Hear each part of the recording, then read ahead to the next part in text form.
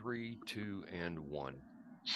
You ever play a game that stole all your time? You sit down to play and relax, and you realize your back hurts and your jaw's clenched, and it's been 5 hours. That's what we're talking about today. Oh, yeah. Welcome to episode 133 of Nerdery and Murdery. Big 133. I'm Zig with your nerdery. And I'm Geoffrey with your Murdery. Welcome to another week of the highs and the lows, the ups and the downs, the good and the bad, the nerd and the murd. Um, I'm a little out of it this morning. My little dog Jaina, that y'all have seen on camera before, she's not doing well. She's got pancreatitis. Oh no. Yeah, I spent 3 hours at the vet yesterday. She won't eat today, and got her here alone in the office with me, and so I'm hoping that the pain meds kick in and she eats. So, Okay. worried about her. She's a good puppy. Worried about her, but I'll try to get into it. Um, on another on another note, just I know this is old for the viewers or the listeners by now, but I just have to give my rant on how absurdly bad the Dallas Cowboys were last week. It was an embarrassing game. They were not a prepared team. I blame the coaches on that. That is all their fault. I don't think they prepared this team well for this game. Um, just an absolute embarrassment. Mike Shanks from Two Geeks and a Microphone and I were talking together over Facebook Messenger, and he gave up at one point. He couldn't even watch it to the end. I Oh watched it to the bitter end. It was terrible. Terrible, terrible, terrible, terrible. So that was the most of my week, except it's been cold and rainy, and I'm tired of it. yeah, we got a little snow. Yeah, Monday. I saw that. It was. They actually had the roads prepared beforehand. I was pleasantly surprised. Yeah, the low for Miranda up in Wisconsin last week. At one point, the feels like temperature was -31. Yeah, Ugh. no, yeah, but no, no, Yeah, no, out on that. no. It was. Oh, I think it was very similar for Stephen Boster of Two Geeks and a Microphone. He posted his low, and it was like -31 up in Montana. So it was, blah. no, pass, done. Yeah, Do not like. no, not at all, not at all. I All would right, rather it be 100.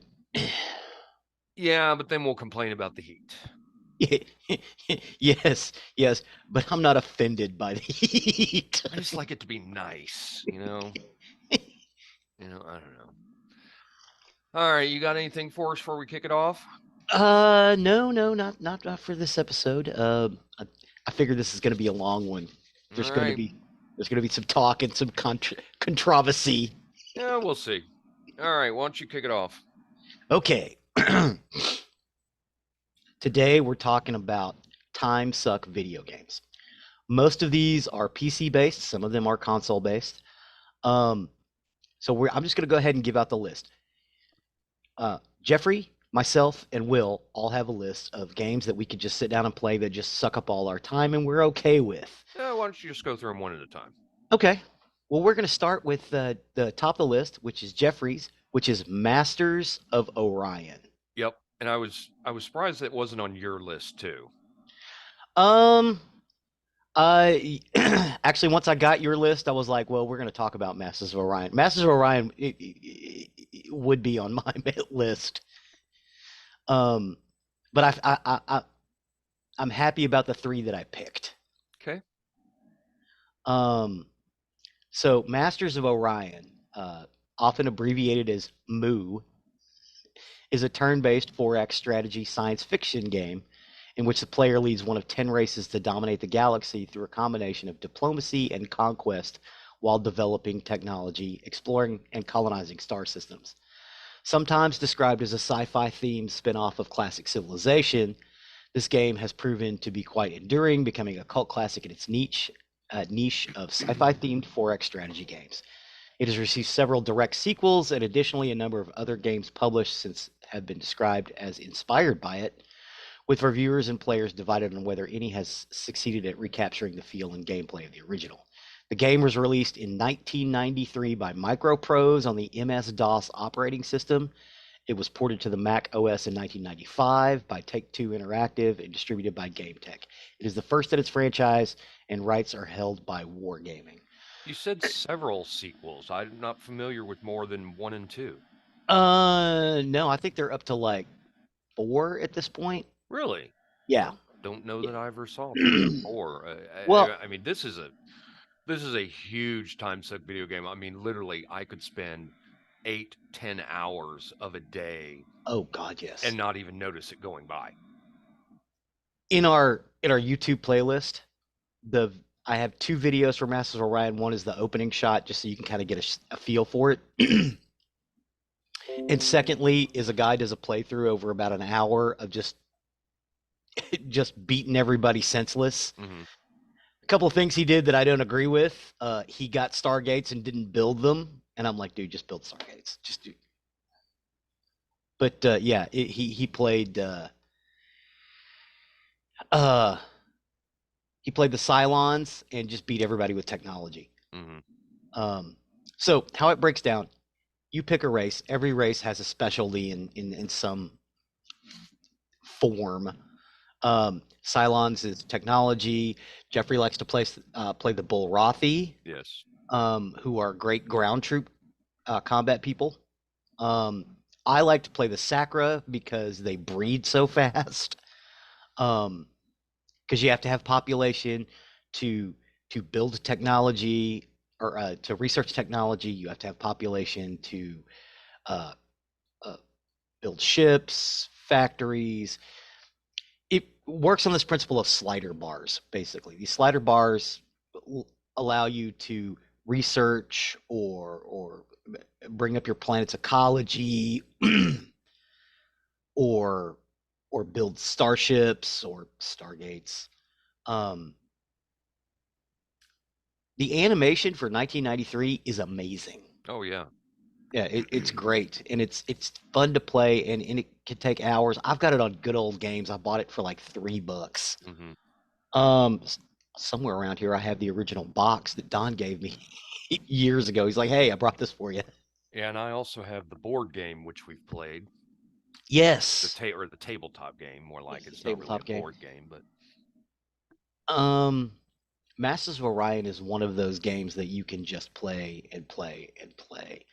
The second one, I enjoyed the second one, but it did not capture the magic of that first game. agreed. Oh yeah, and I think I do remember 3 because 3 became more close to civilization, and I Yes. didn't like it as much. Yeah. I don't like the civilization games. So yeah, now I remember 3. Yeah. And you couldn't. Um, I think they've released an updated version that you can actually play head to head with Mm-hmm. the old game. I prefer just playing the old game against the AI. It's so much fun. Um, you basically colonize star systems and try to become the master of Orion. Orion is this ancient civilization, um, and there's a planet called Orion that you can go and take over. But you have to defeat the Guardian, which is this gigantic killer ship. And once you defeat the Guardian, you get all of the tech that's on Orion, as well as it increases your tech value. Right. But you have to have a pretty decent sized fleet to get it. And you have other races that you can you can diplomatically basically get them in your sphere of influence, so they vote you in as leader of the galaxy. You can take over planets and do it by conquest. Every so often, there is a vote on who will be the leader of the galaxy, and you can be voted in, or you can take everybody else out. You can vote yourself in. What's great is you can vote yourself in, and then nullify the results and go to war with everybody if you just wanted to. It's one of those games you just like to play and allocate resources to. It scratches an itch in your brain. So if you guys haven't got out there and played it, check out Masters of Orion on Good Old Games. I think it's on Steam too. It is. Masters of Orion 2 is also worth a play, but it does not capture the Masters of Orion. It's you can design and build ships. The ship combat is really easy. Um, it's all 2D as well. I mean, there's no 3D animation, so that bothers a bunch of people. Personally, I prefer the 2D animation for Masters of Orion because it's real simple. Um, you land on a planet and you have a little icons representing your troops. Uh, the other player has a icon separating their troops, and they just pop out of existence, and a little counter runs down. When you have significantly better technology, or you're a better fighter than they are, they pop like popcorn, and we call it the popcorn. Well, when you have significantly better technology and forces, the the AI will stop attacking you and will actually just run from you. Yeah, they'll run from you or join you. Yes. So it's, but you got to be careful because that vote comes up at random, and you can accidentally vote yourself into the galaxy when what you wanted to do was conquer. Mm-hmm. But it's a lot of fun. There's several levels of play. By, I would start with a tutorial if you're going to play it. Play in a giant galaxy with only 3 or 4 opponents, and that way you can figure the game out. It doesn't take long. To figure out how to play the game. It's pretty easy. There are some tutorials out there, but honestly, if you just sit down and play it, you can figure it out. Yep. But yeah, it's massive fun, and it will suck up a lot of your time. Love Masters of Orion. Yeah, me too. May play some of it today. The next game in Jeffrey's list is Ultima Online. Um, and Jeffrey and I know someone who was at Origin at the time. Actually, a couple of people who were at Origin at the time that this game came out. Um, and the idea of it had been kind of floating around for years, but Ultima Online, or UO, is a fantasy massive multiplayer online role-playing game released on September 24th, 1997 by Origin. It is set in the Ultima universe and is known for its extensive player versus player combat system.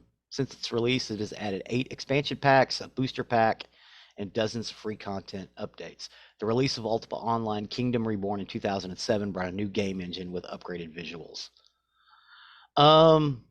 So Ultima Online, it was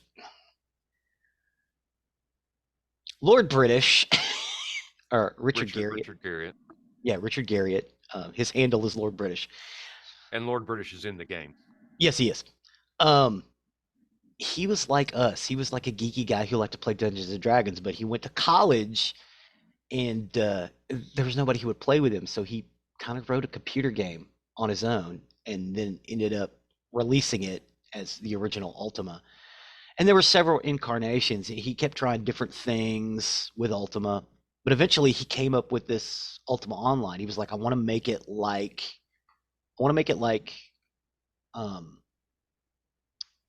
D&D. He wanted to make that tabletop experience for people playing at home. I don't think he kind of quite got there. Yeah, he did. You think so? Yeah, he did. He did. Yeah. You'd have to play Ultima to understand. I mean, so you touched on one thing, the PvP environment. The PvP environment sucked. Uh-huh. Not in that it was bad in gameplay, because you had people out there whose goal it was to just ruin the time for everybody else. Mm-hmm.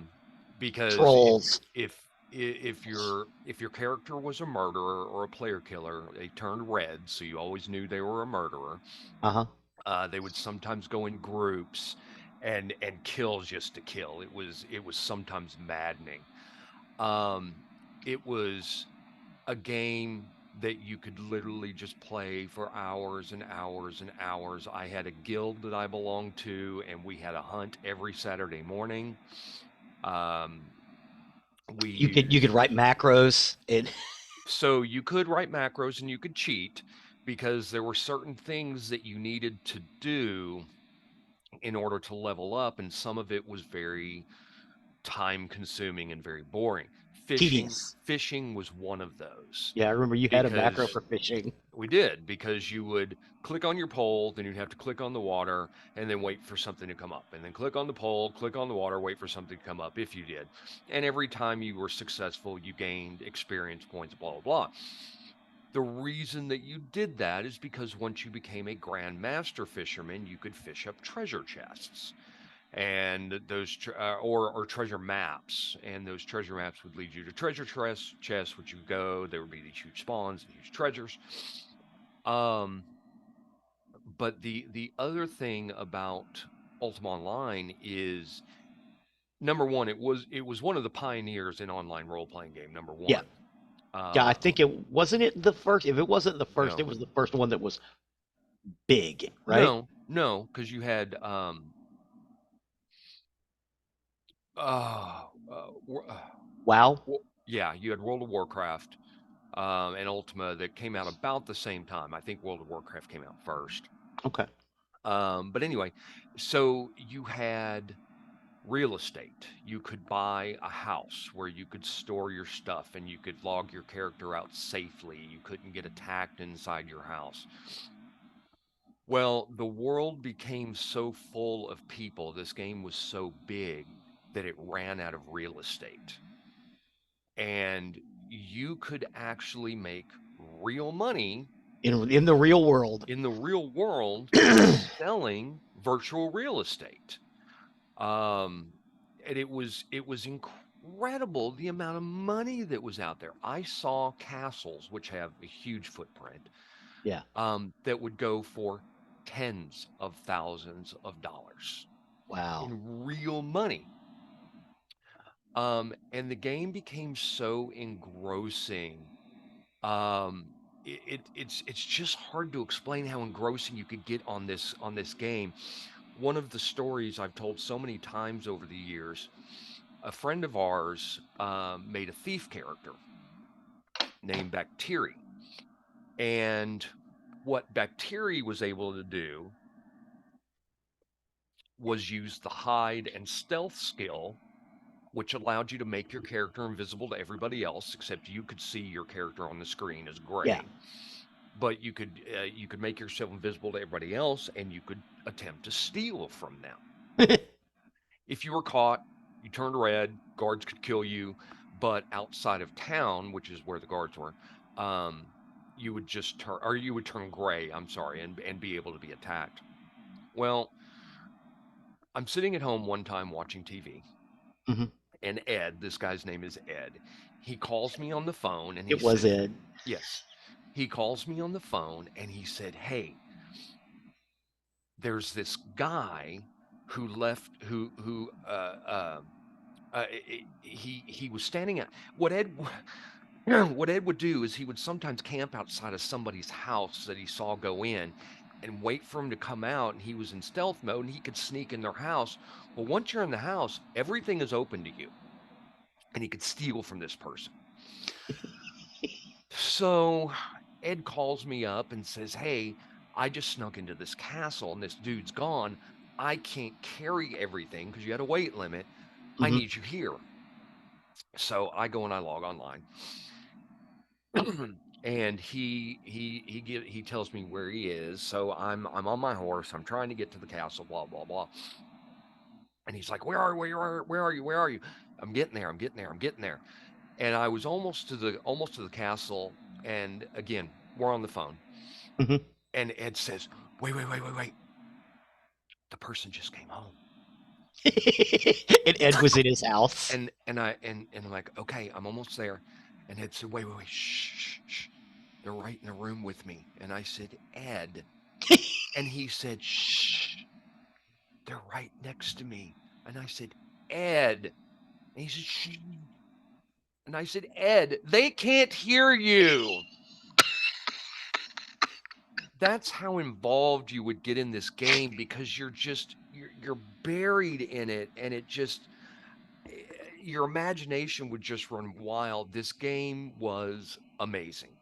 absolutely amazing. And I spent years on this game and hours and hours and hours and hours playing this game just to level my character up and get to master status on the things I was interested in because you had so many skill trees you could go down and those skill trees would help you with other things and so great game, great game. Cannot recommend it enough. Right. You can still play it, right? There is a mod out there that allows you to play it. Yes. Okay. All right. So again, another game that you can go out and play yourself and check it out. It is basically D&D online. Yes. Um, and a lot of fun. Hmm.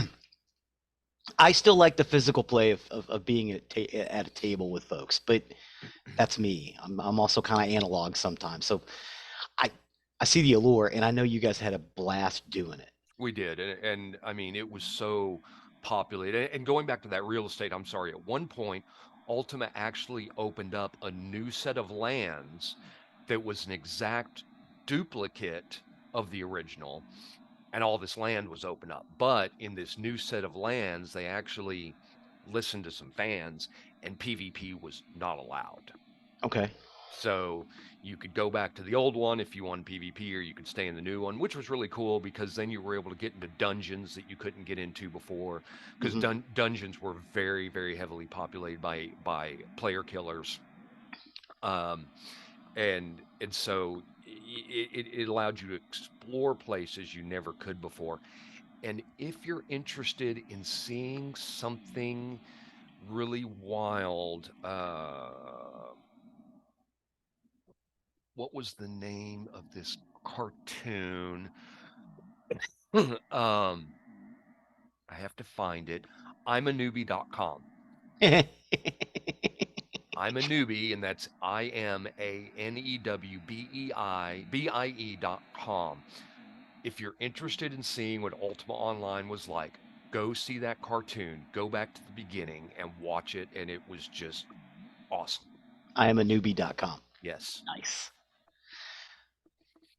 All right, our next game in Jeffrey's list is City of Heroes. City of Heroes was a massive multiplayer online role playing game which was developed by Cryptic Studios and published by NCSoft. The game was launched in North America on April 28th, 2004, and in Europe by NCSoft Europe on February 4th, 2005, with English, German, and French servers. In the game, players created superpowered player characters,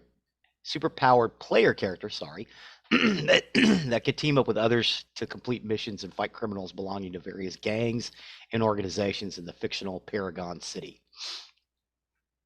23 free major updates for City of Heroes were released before it shut down. The final live update, where Shadows Lie, was released on May 31st, 2012.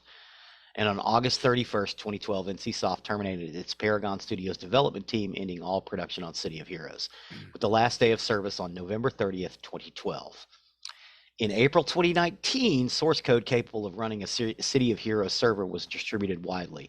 This made it possible to create City of Heroes servers outside the direct purview of NCSoft and revived interest in the game, which by then had been out of development for more than 6 years.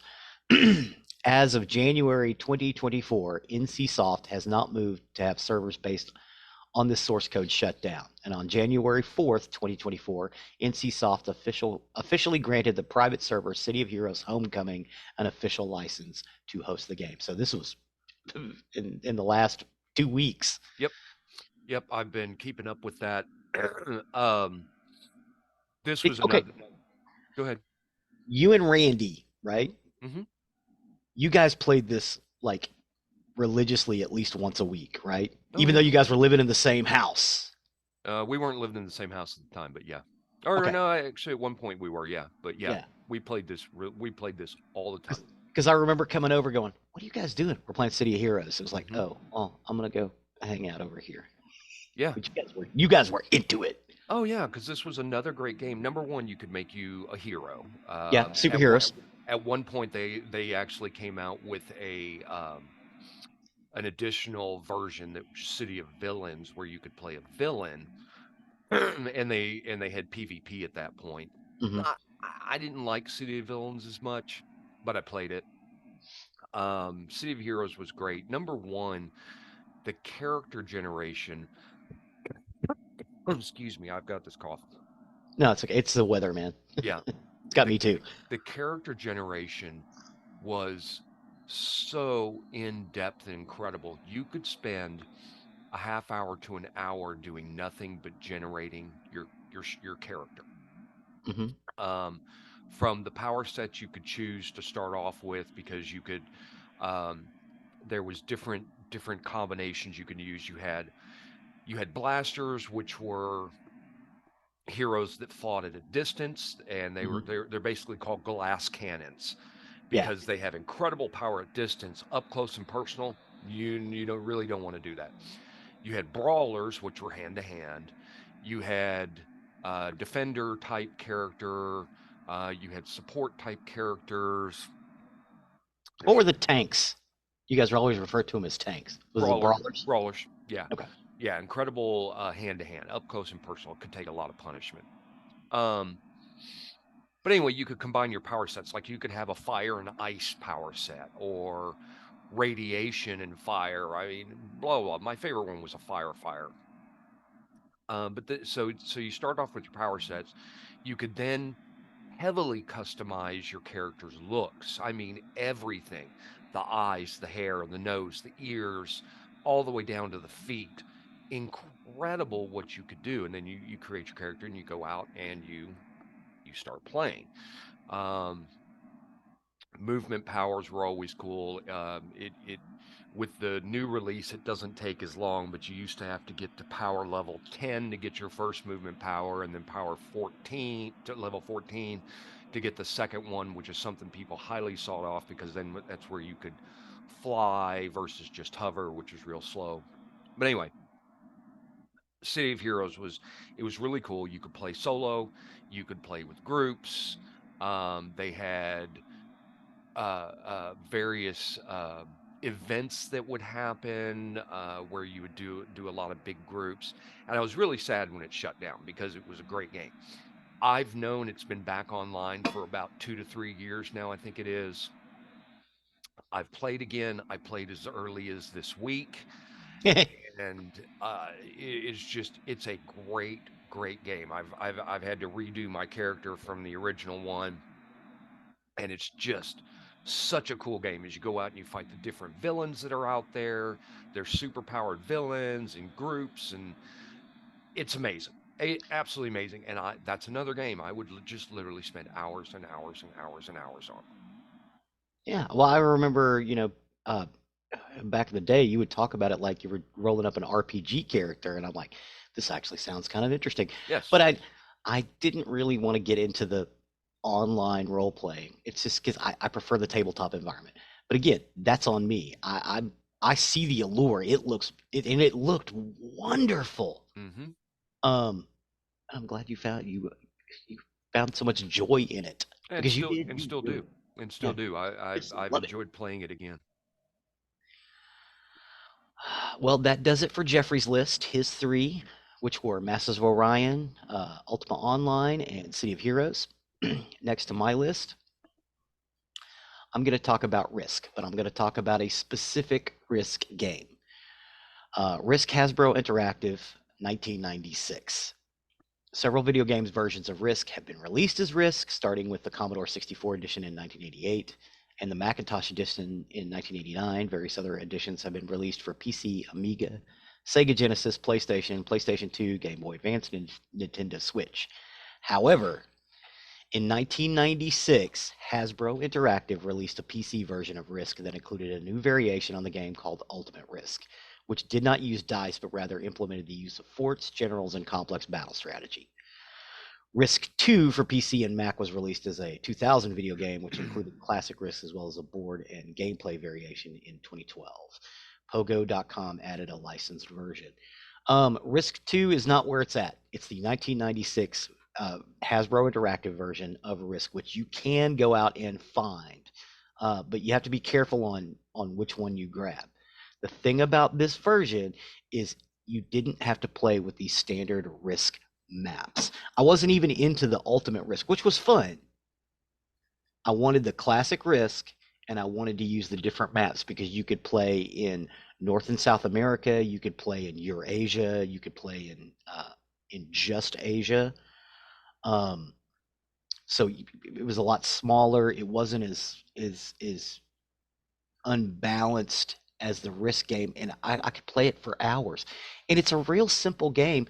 There's some animation. I usually turned it off, but it was just numbers moving into numbers in different territories. But I could play this thing for hours, and I loved it. I loved it so much. I couldn't do it because every Risk version I've ever played, the computer cheats. Yeah, the The AI computer could get cheats. pretty hardcore. Not just hardcore, the computer cheated. In every Risk Online I've tried to game I've tried to play, the computer cheats. I loved this one. I could play it for hours and hours and hours and hours. But and the thing was when I finally got a computer that wouldn't run it anymore, I ran out and got I was like, oh, Risk 2. So they made a second version of it. I brought it home and Risk 2 was just Risk, and I'm like, I already have this on a Sega. I, I I don't want this. I want the game. And for a long time I couldn't find it. Um, you can get it on good old games now, and I think Steam as well. So it's out there. Um, but yeah, no, I love this one, and I could play it for hours and hours. And I honestly, the the map of Asia was really good. The map of North America was really good because it was every little province of Central America that existed before pre-Columbian times. So you had the little uh, it was all these little states, and it was just a slug match going north or south um, to get that done. Asia, you had to do some island hopping. It was fun, but it was a hardcore strategy game, and again, not a lot of animation, not a lot of battles and combat. I mean, they had them, but I usually turned them off because they took too long. It was numbers on a map, but oh my god, I loved it. I loved it so much.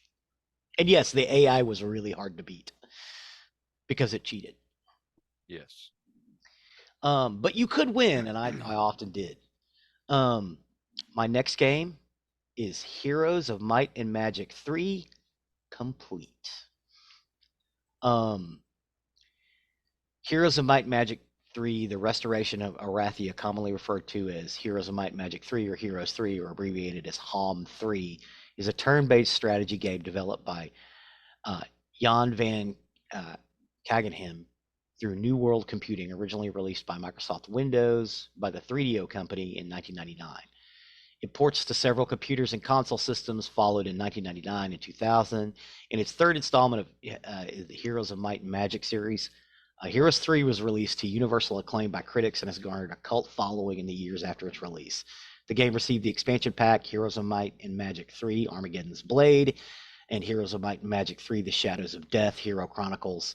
A series of short introductory games based on Heroes 3 engine was also released. A special version of Heroes 3 titled Heroes 3 Complete, which included the original game and both expansion packs, was released in 2000. That is the one I like. Mm-hmm. On December 10th, 2014, Ubisoft announced an HD version of the game. The new version features updated graphics as well as widescreen compatibility and was released on January 29th, 2015 for Microsoft Windows, iOS, and Android. The expansions have not been re-released because of their source code was lost. However, in 2017, source codes for a full version of the game was found when one of the contractors responsible for porting the game to Mac found the source tools and assets on a hard drive and uploaded it to Ubisoft. So what they do not mention is there is a port on Good Old Games that's been there for 10 or 15 years that you could pick up. It is the full version of the game where you can play all of the different scenarios. Personally, I just like to pick a big world that was player versus player, and just go to town.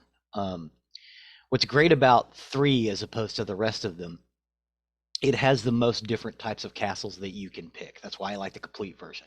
You could pick the Flux Town, which is all elemental and magic based creatures, which I know was one that you loved. You could also pick a death town or a demon town or well, what was great about this game is you could go and you could start with one type of town and take over different types of towns and build an army of the most massive units. So how it broke down is you go to you start with a town, you build armies, you have 6 different slots that you can fill them in, and they start from the weakest of your town's type of character to the strongest, and then you can increase your town every turn, but it requires money and resources. So you have to take your little army out and go pick up resources and flag little resource producing areas. But you're also it's turn based, so you do all of that, and then another character comes along and does it, and then so on and so on, so forth. This game takes forever to play, but you don't notice it. Um, I love this game. I still play it. I'll sit down and play it for a couple of hours if I have time and just zone out. Um, oh, I can't hear you, Jeffrey. You're muted. Yeah, there we go. I haven't played it for years, but sorry about that. Um, but yeah, 3 was great. It was definitely improvement over 2, which 2 was a great one as well. Yeah. But yeah, this is another one you could literally just play for hours and hours and hours and not notice time go by. No. It is incredible. No. No. Well, when I take a extended period of time off, I always like to give myself basically half a day to just sit down and play stuff like this Yeah. because I enjoy it and it scratches an itch, and my kids enjoyed it, and my wife enjoyed it. Cree even picked up 4, and she really likes 4 as well. I don't like I 4 as didn't much like no, I didn't like 4 as much at all. because you didn't have the ability to make as many different types of towns and things, Right. which is why I like 3. But 4 was a little more 3D, whereas 2 is it's 2D. But the artwork in it is so beautiful, you don't even notice it. Yeah. Um, but yeah, it's a little combat. You run your guys around, picking up resources, fighting other bad guys. You can get artifacts which strengthen your character or your town. Um, you have pieced artifacts that you could put together that if you put in one of your towns will garner you a bunch of resources. Hmm. You can position a commander inside each one of your towns That could to hold help with its that could defense. hold an army too. Yeah, that can also hold an army. Um, it's awesome, but again, it takes a while to play, and um, you need to be comfortable with losing towns because you will. Oh yeah. I've probably been beaten at that game more than I've won it, but I still love playing it. It's like Pandemic. And you can get these massive, massive maps. One is the of North America that I love. One is of Europe. I really love that one too. But those are slogfest. Those are giant, extra large maps. Yeah. There's also an underworld element where you can go. There's as big of a map underworld as there is above it. And you can have castles and things in the underworld. It's just a lot of fun. You can just a thought of playing. Get yourself a very fleet-footed character who can shuttle armies back and forth to your main fighter. Hmm. Always do that. It will save you time, and that way your best fighter always has the biggest army. Because the worst thing is you get this massive, massive army, and you go and you take a bunch of cities, and you're slowly depleted, and a guy comes along and takes all your stuff Right. by defeating you. Because they do. When you defeat a guy, you get all of his artifacts and things, which you can also go and sell. If you've got 4, great helms of whatever it is, you don't. You've got 3 guys. You equip 2 of your guys or 3 of your guys with it. You sell the last one for resources or Hmm. trade it for another artifact, Right. which in some towns you can do. I love this game. Can play for hours. And the version out there on Good Old Games is available complete. The HD version is nice. I have seen it. It's cleaned up. It's a lot like Age of Empires, which I did not put in my list. I feel I feel sorry that I didn't, but these are the games that I most love and most want to play. Oh, absolutely. Completely agreed. I But was really surprised Age of Empires didn't make it into your list. yeah, Age of Empires 1 and 2. I like them both. But which they have released HD versions of, which are amazing and wonderful. But yeah, the reason Age of Empires didn't is because there's a game that I love to play and play for hours that I cannot play now, and I want to talk about it because I want somebody to release a version that I can play. Which is the next game. That would be Iron Storm. It's a video game system from Sega Saturn. It was released in 1996 in North America. It is part of the Dyson Raikou or Dyson Ryaku series, which was developed and published by Sega. Iron Storm is a strategy game that takes place within the context of World War II. The game's general premise is to allow players to pick a side: United States, Nazi Germany, or Imperial Japan, and then work their way across several battles within the war. The game takes place in both the Pacific and European theaters. In addition, it is a player wins certain battles, then the path of the war changes. For example, Nazi Germany winning the Battle of Britain will allow for an eventual invasion of America, as will Japan defeating the United States at the Battle of Midway. During battles in campaign mode, the player mobilizes a very large variety of customizable units, tanks, aircraft, submarine, and warships across a hexagon-shaped grid in order to defeat the opposing Allied or Axis forces controlled by the game's AI. In addition, as time progresses, players can upgrade individual units either based on experience levels or as blanket technology upgrades. Experimental weaponry is used in some later battles, including some German jet aircraft like the Messerschmitt Me-262. The map system itself is a static, but real-time 3D animations are used to recreate encounters between various types of units and options that can also be toggled off. I usually toggle them off because if you run the animation on every battle, it takes forever.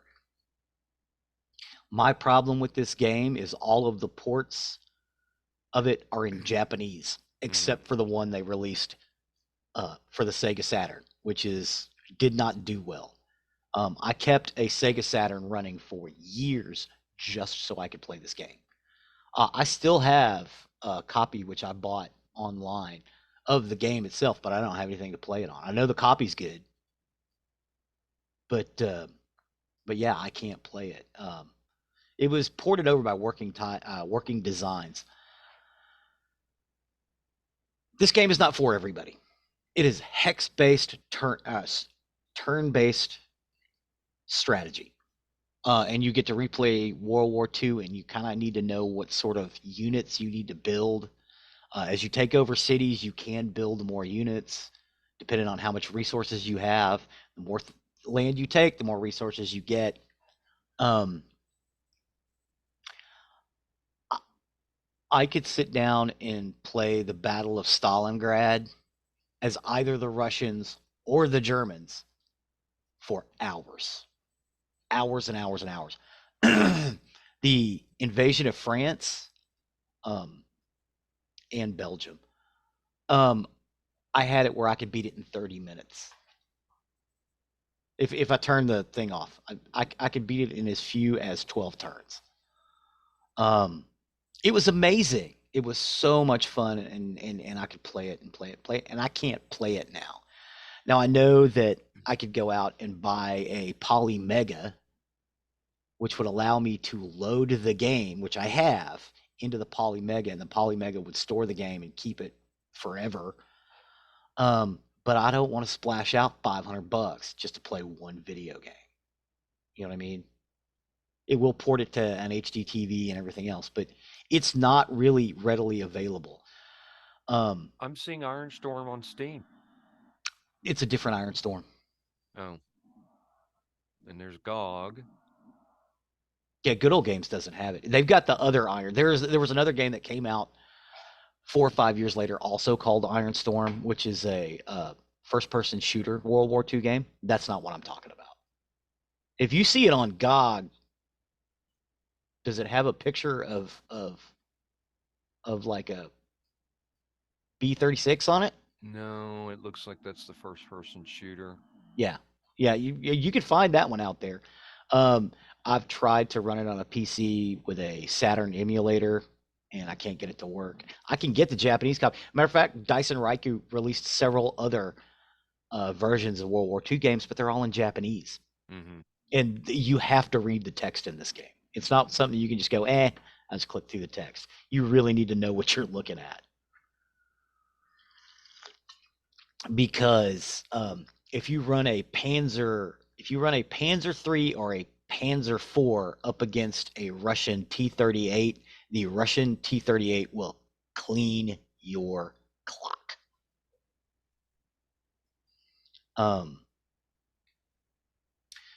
the Mitterschmitt ME, the Gustav BF 109 is a great fighter, not a great bomber, so you have to use them in conjunction with the Mitterschmitt dive bombers. I can't remember what they're called.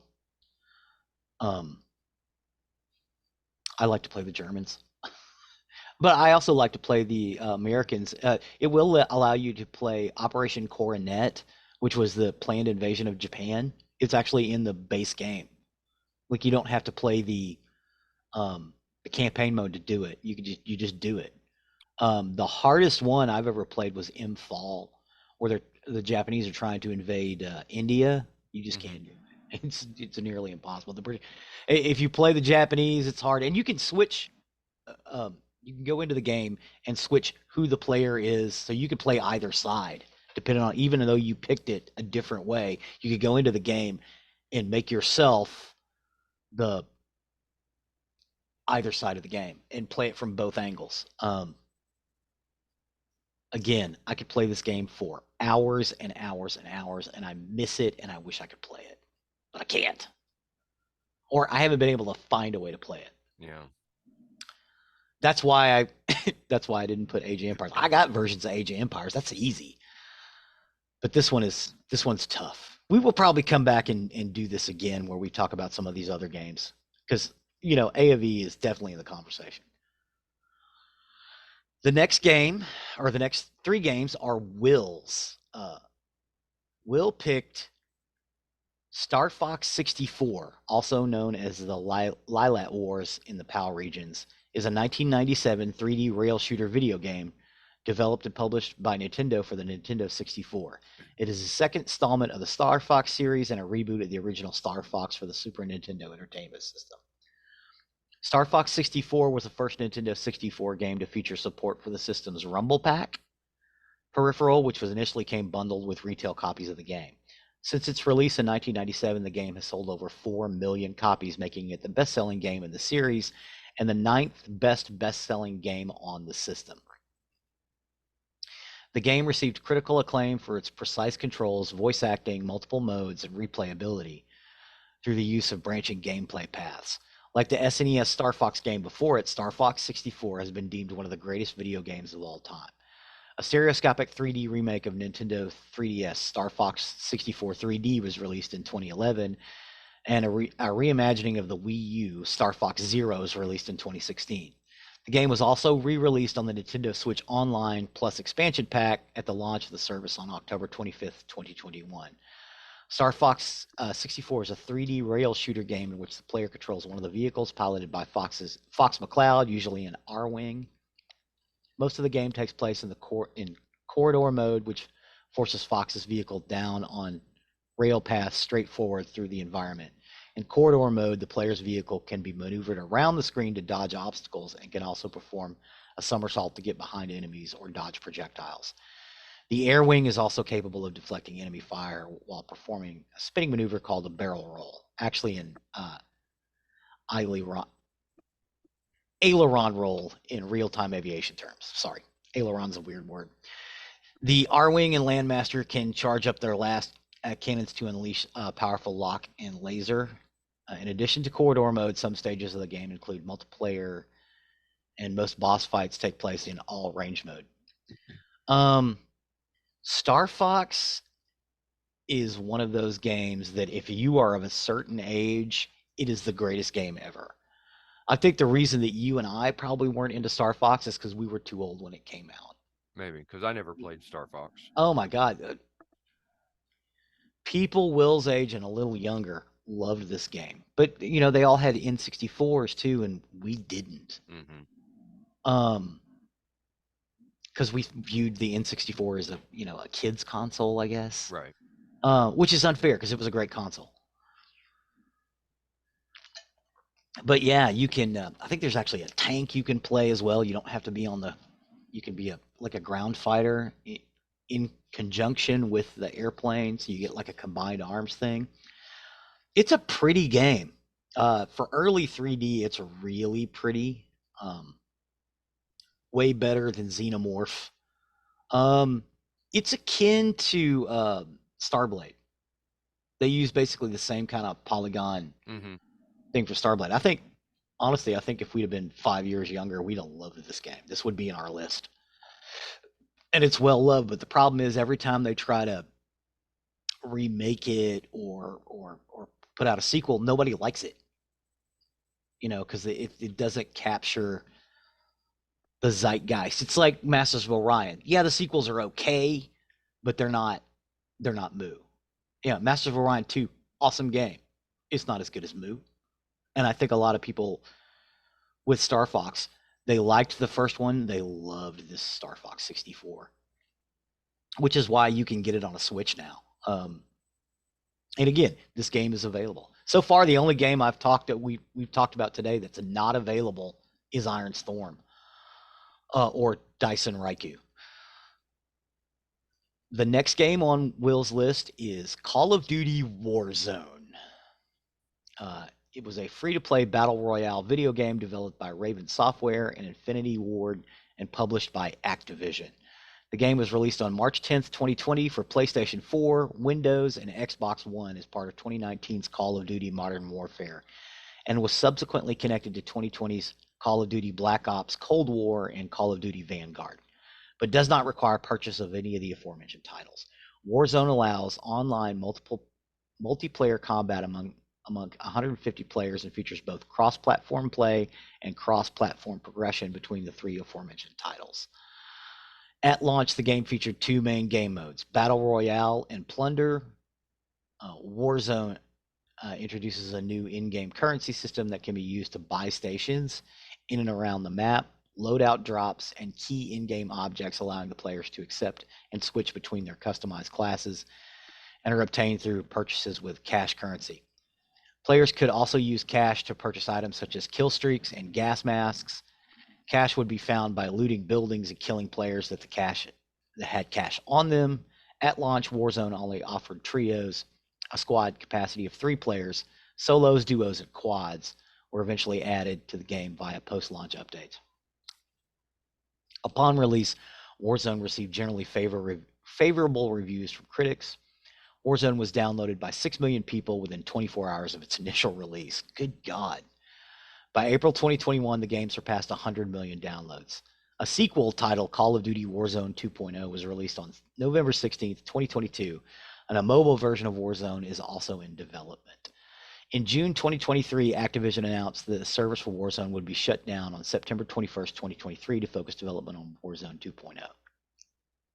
Warzone is the second main battle royale installment in the Call of Duty franchise following the blackout mode of Call of Duty's Black Ops 4.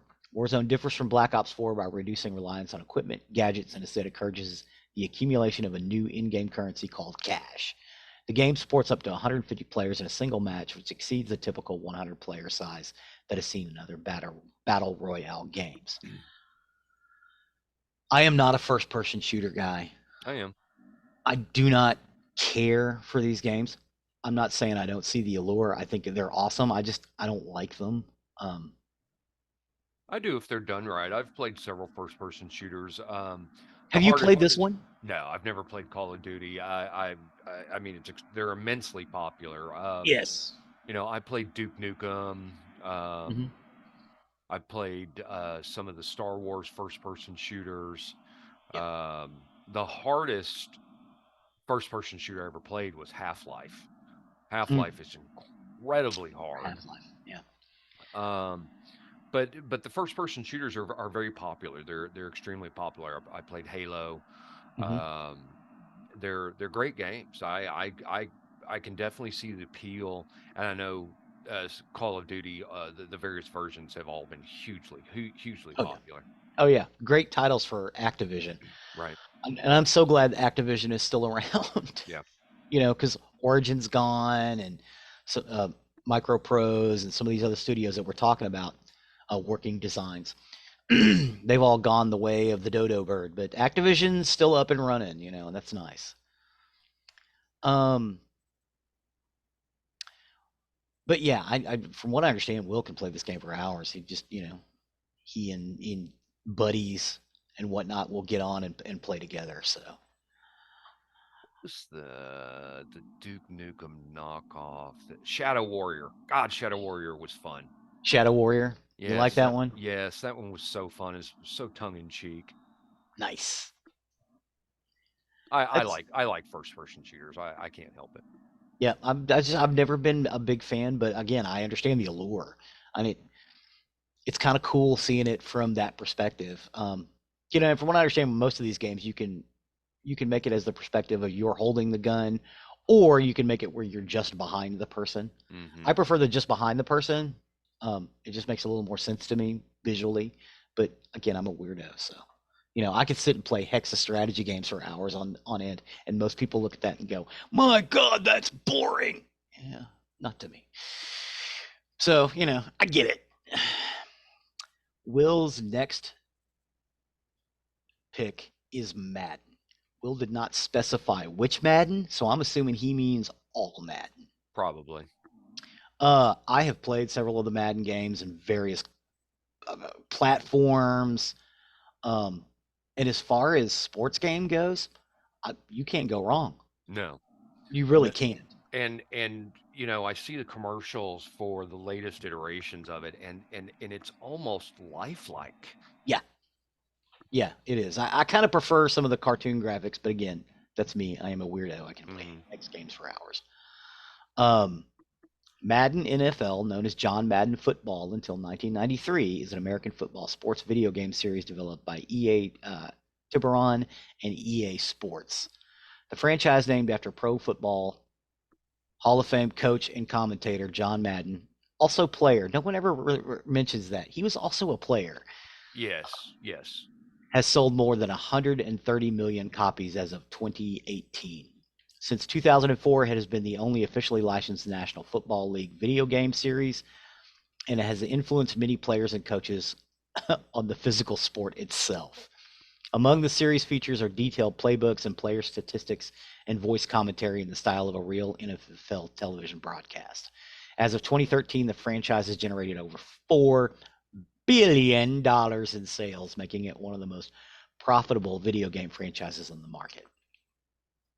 Electronic Arts founder Trip Hawkins conceived the series and approached Madden in 1984 for his endorsement and expertise.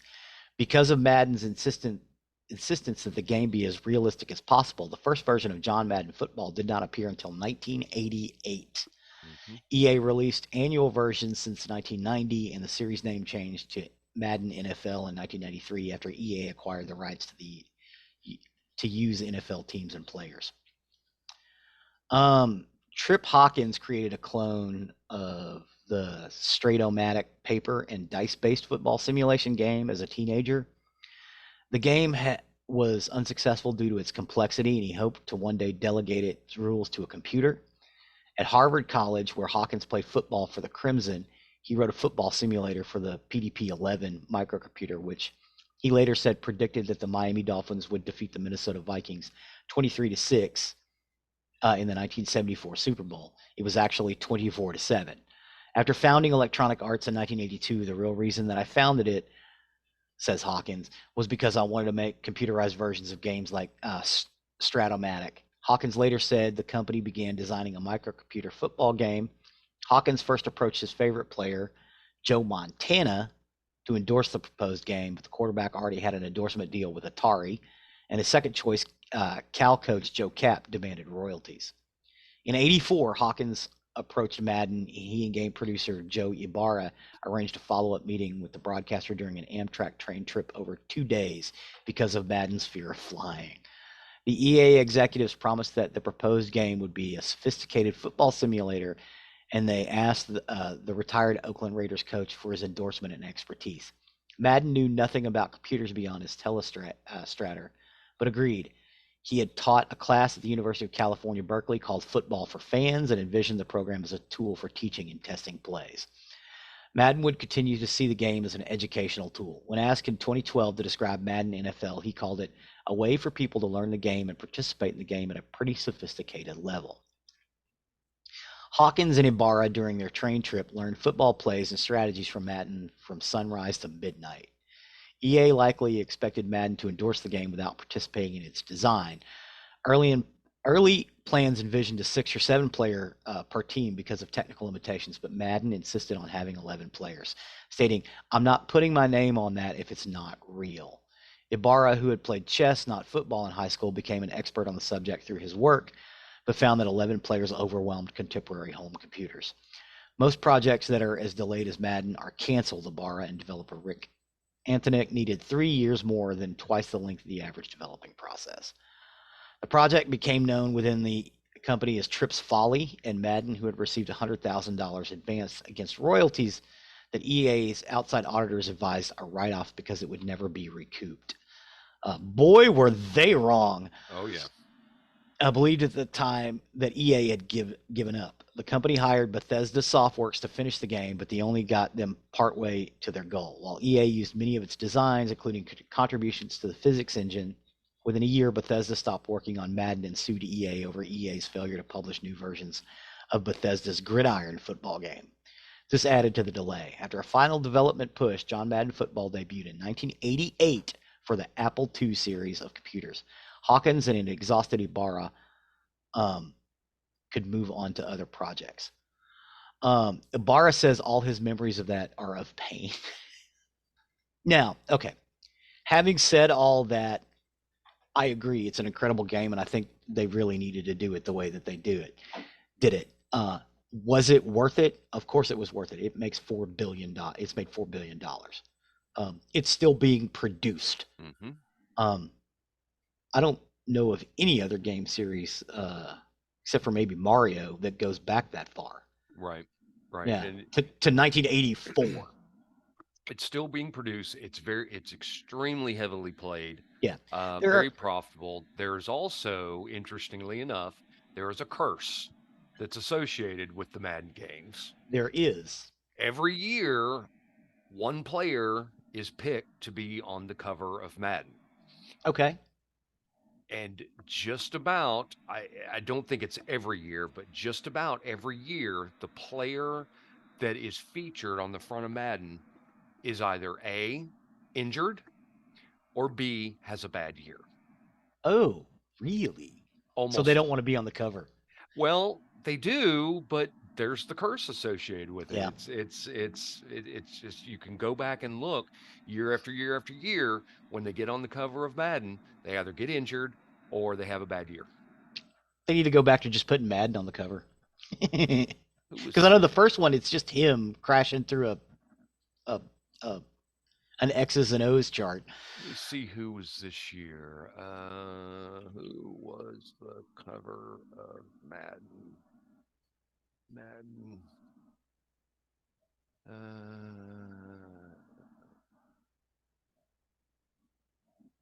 Da, da, da, da, For da. 2023. I'm looking. Hold on. Oops.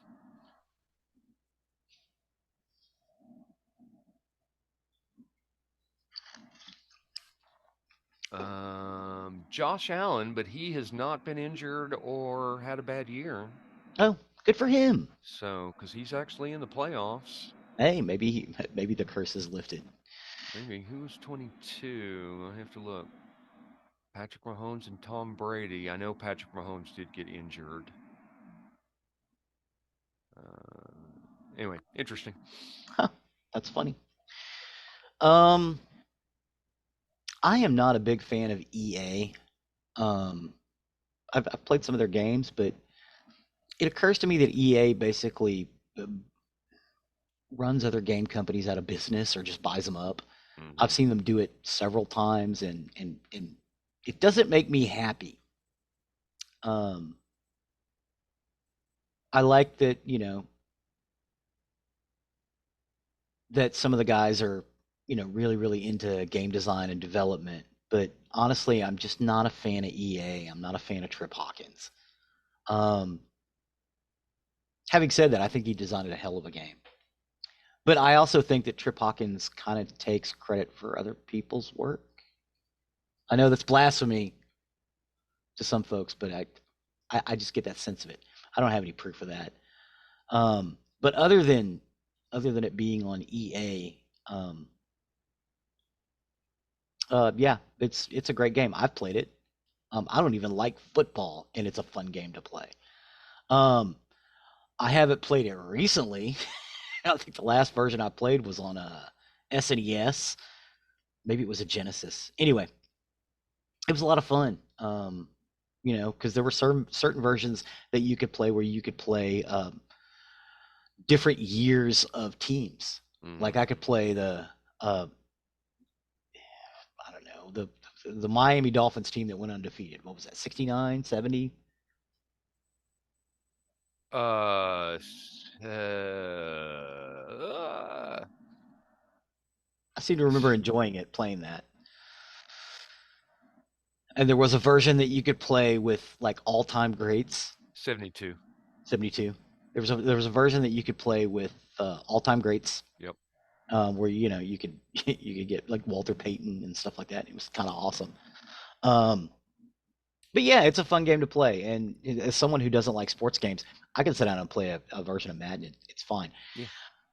Newer versions are a little more complex. Yes. It has got increasingly more complex. But yeah, no, I'm with Will. This is a great game, and I can see how people could spend hours and hours and hours on it. Because from what I understand, you can actually play a season. Mm-hmm. Yeah. You just pick it up where you left off. Yeah. That's the whole nature of it. Besides just individual games, you play a whole season. There are leagues out there for this. It's Yep. huge. Madden. And I did look it up. The Madden curse apparently only about 60% Okay. of the curse is true. So Still, still high. yeah. But yeah, they really created a good game, and I think it was a good idea for them to listen to Madden because if they'd have made a little six-man football team, it wouldn't have it wouldn't have captured the zeitgeist. Yeah. Taking the extra year and a half to do it really paid off for them. Yep. But that's about it for time suck games. Sorry this one went long. I kind of figured it would. That's fine. Fun. I hope people get out there and try some of these games where you can, if they're still available. Hmm. As far as I know, the If only one that's not available is Iron Iron Storm, Storm, yeah, but give which it. you can find an old Saturn and a copy of the game, or use a Polymega. But other than that, I don't know. I don't know any other way to play it. If anybody's got any ideas, I am all ears because I would love to sit down and play this bad boy. Yeah, I looked it up. I couldn't see anything. So, but anyway, get out there, check them out, see what you think about them. If you want to send in your list of time suck games, we can always do a fan curated episode as Yes, well. we can. We're working on one for laugh out loud comedy Yes, we movies are. because we did that, and we're getting fan submissions for that. We've got several already, and we'll be picking those soon. Yep. So awesome. With that, we'll step over to the murdery side of the house. Murder. For today, I got my information off Daily Mail, The Independent, BBC, Sky News, Yahoo News UK, and Police Scotland, and this is the murder of Amber Gibson. Amber Gibson. So, from the age of 3 until her horrific death at the hands of her brother 13 years later, Amber Gibson's short life was blighted by abuse and heartbreak. Amber was born on New Year's Day 2005 at Wishaw General Hospital in Lanarkshire in Scotland, where her brother and eventual killer, Connor Gibson, was also born 2 years earlier. At just 3 years old, she entered the care system after escaping a home where her father viciously attacked her mother. But though she and her brother were placed with foster parents, Amber herself was never safe from harm. Indeed, just weeks before she was killed in a woodland area in Hamilton, South Lancashire, she had been raped by another man. She was murdered on November 26, 2021, by her own sibling, with chilling CCTV footage showing how Connor Gibson led her to her death. Gibson removed his sister's clothes, sexually assaulted her with the intention of raping her, inflicted blunt force trauma to her head and body, and then strangled her. As if the horrific killing wasn't enough, Amber would continue to be abused even after death, as the man who found her body committed appalling acts of his own on her remains. Stephen Corrigan, who was unknown to both Amber and Connor Gibson, found her body, but rather than alert police, he inappropriately touched her and then concealed her remains. He would later be sentenced to 9 years in jail. Ugh. And just 5 months before the brutal murder, she had been raped by another man while she was in care.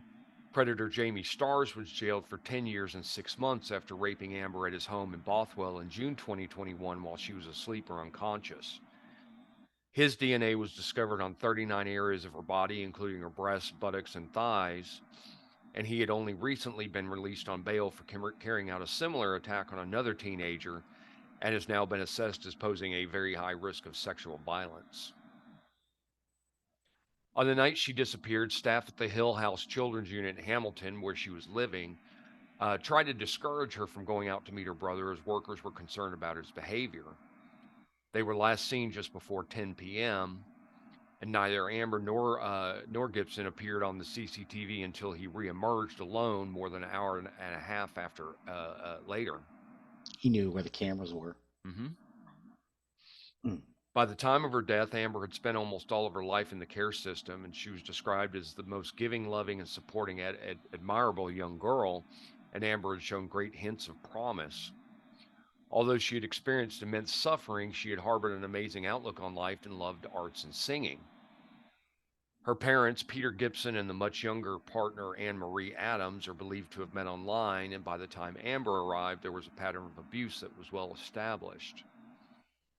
At their home in North Berwick Crescent, East Gilbride, Gibson inflicted appalling violence on the mother of his children, punching her in the face and kicking her between the dates of August 21st and August 2001 and August 2007. Court documents also showed that Peter sexually assaulted two young boys and assaulted and raped a woman. The horrific attack by Peter Gibson of the woman, including tying his victim up and blindfolding her in East Kilbride, Lanarkshire. He would be jailed for 10 years for a litany of violent sexual crimes, and he has been placed on the sex offenders register indefinitely. The children were taken out of their parental home and put into care in 2008. Foster carers Craig and Carol Niven were approached to look after them in another Lanarkshire town. Amber and her brother moved into the Lank Hall home, but concerns about the older siblings' behavior soon came to light. As Mr. Niven later said, he would not leave the children in each other's company as they were, quote, not a good mix. For a time, they attended separate schools. Amber went to Morehouse Academy, around 25 miles away in West Lothian, Bathgate, while her brother was a pupil at Keir Campus in Blantyre, Lanarkshire, tripping over that town. Uh, Lanarkshire. yes, a secondary school for those with social, emotional, and behavioral needs. Former school friends described him as a loner who was prone to sudden fits of rage. One classmate said, quote, he would talk about killing other pupils, which, to be fair, I saw as an over-exaggeration, but looking back on it now, maybe the stuff he said wasn't an exaggeration at all. Another female pupil described him as a disgusting human who threatened to rip her baby from her while she was pregnant. Ultimately, the foster care arrangement broke down and Amber moved into Hamilton-based Hill House Children's Unit when she was 14, but her brother remained with the Nivens until his 18th birthday in 2020.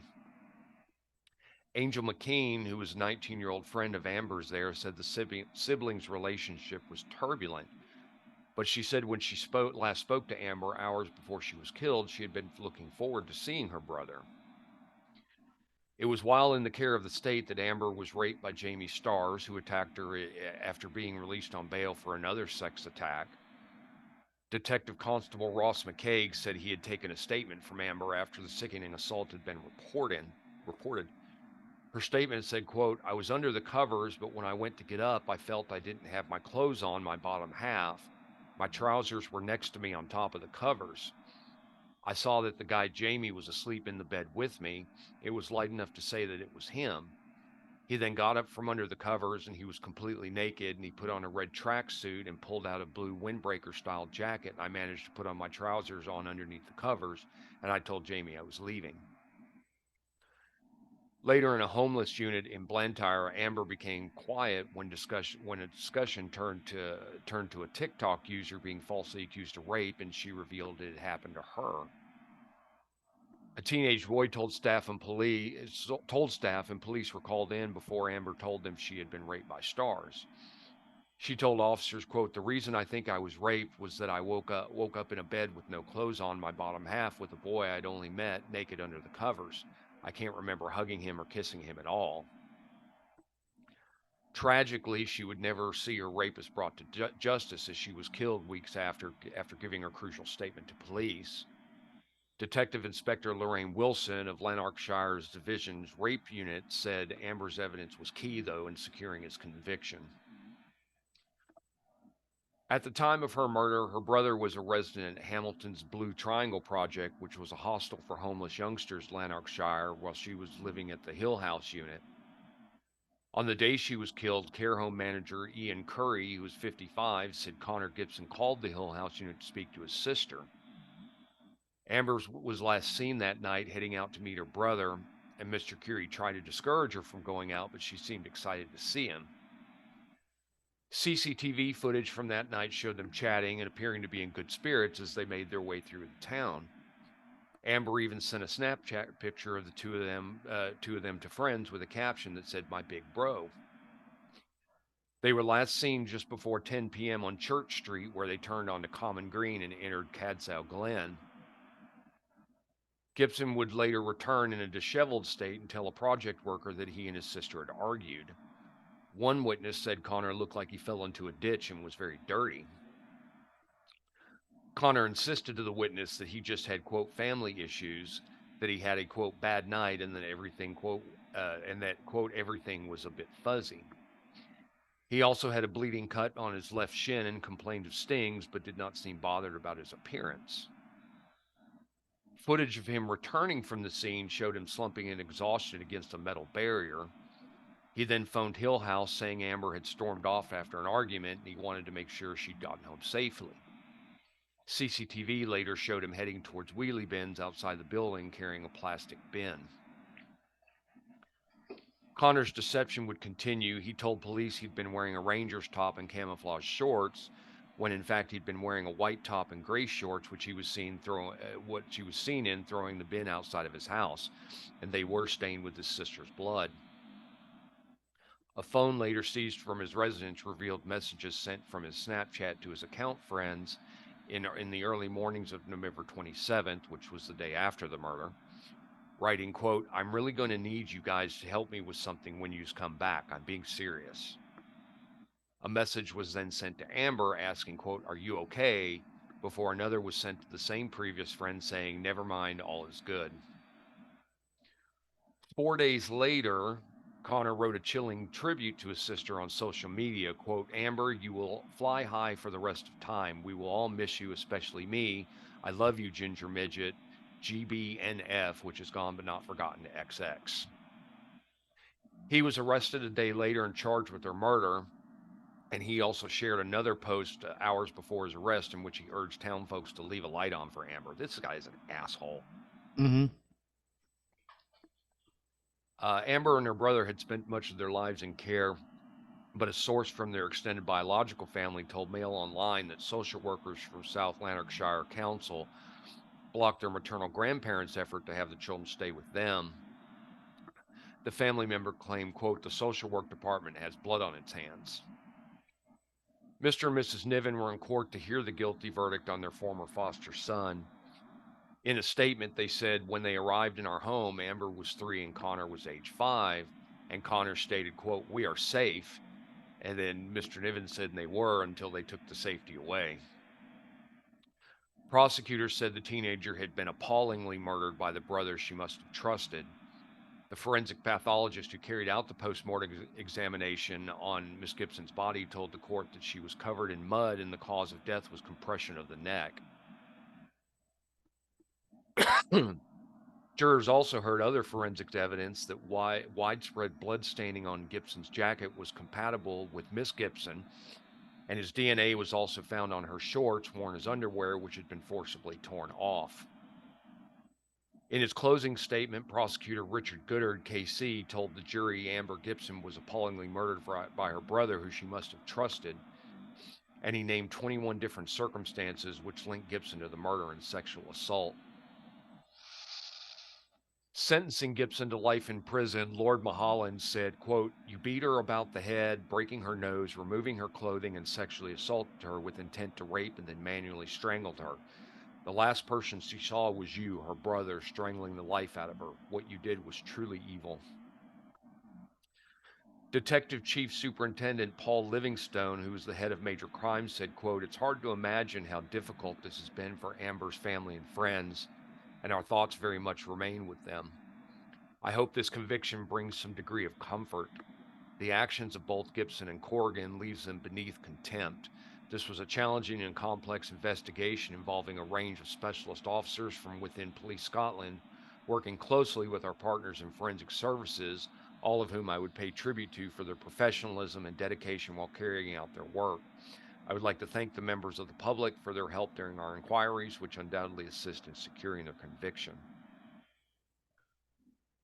When Connor was convicted, the former foster family of both siblings said in a statement that Amber was the most giving, loving, supportive, and admirable person, and their lives will never be the same again. They said she kept us on our toes and had the most amazing outlook on life, considering the suffering she had experienced. Amber deserved to live a life of hope and opportunities. As a family, we will never be able to get over how this was taken from her. We are relieved the people involved in what happened to her are now behind bars. However, no amount of time will be justice enough for such a young, innocent life. Hmm.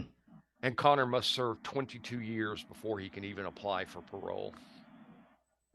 Oh, he just got sentenced recently too. So, Nope. And that's the story of the murder of Amber Gibson. mm. Well, Terrible, isn't it? thank you for that story.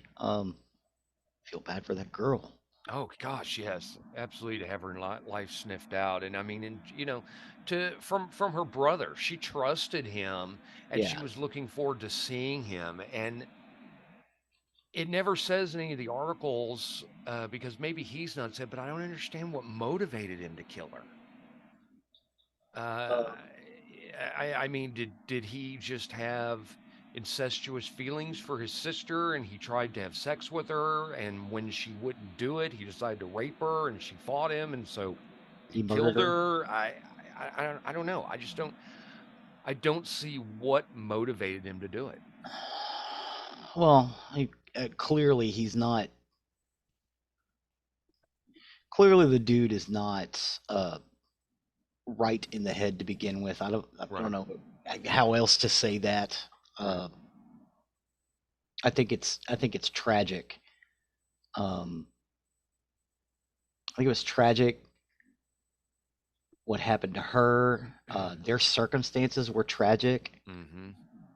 Um, Well, she Kind did. of, you know what? It reminds me of a line in a movie. Believe it or not, uh, in in Manhunter, um, the main character is like, oh, the profiler. He's man, I really feel for this dude as a child.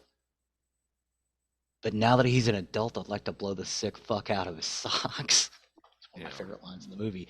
You Yeah. know, it's like, oh, okay. We said it before, we'll say it again. If you don't want to create a serial killer, don't beat your kids Yeah. Well, or I mean, neglect them yeah, I think it was more neglect. There weren't. I didn't see anything about abuse of the kids. There was from the severe abuse of Nivens. the mother. Yeah.